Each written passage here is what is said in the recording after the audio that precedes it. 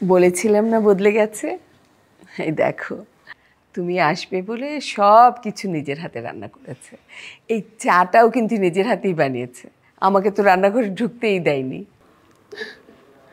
জি aunty, সেটাই তো দেখতে পাচ্ছি। এখন তো তাহলে বোধহয় আমার সরিটা বলতেই হয়, তাই না? হ্যাঁ বলেন বলেন বলেন, সরি বলা ফরজ হয়ে গেছে। আচ্ছা ঠিক আছে, আমি সরি।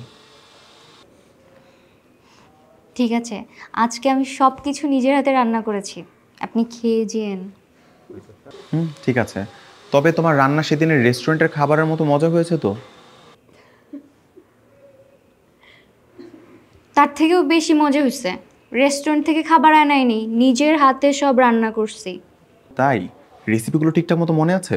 আপনার বিশ্বাস না হলে মাকে জিজ্ঞাসা করেন, আর না হলে আপনি আমার সাথে রান্নাঘরে চলেন, আপনার চোখের সামনে আমি রান্না করে দেখাবো আমি পারি কিনা।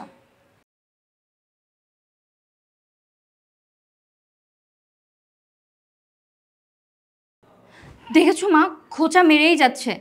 আমি রান্নাঘরে চেয়ার সোফা কিছু নিয়ে যাই বলো? না, সোফা নিয়ে যায়নি। শুনেছেন? হ্যাঁ শুনেছি।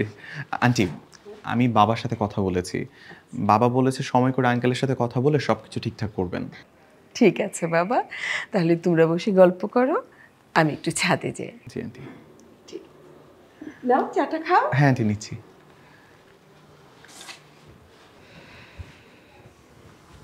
খাচ্ছেন না কেন? খান। ভাবছি। কি ভাবছেন? এই যে এটাই, আমাদের বিয়ের পর এখন আর কোনো প্রবলেম হবে না, কারণ তুমি তো এখন আগে থেকে অনেক বেশি অ্যাক্টিভ হয়ে গেছো।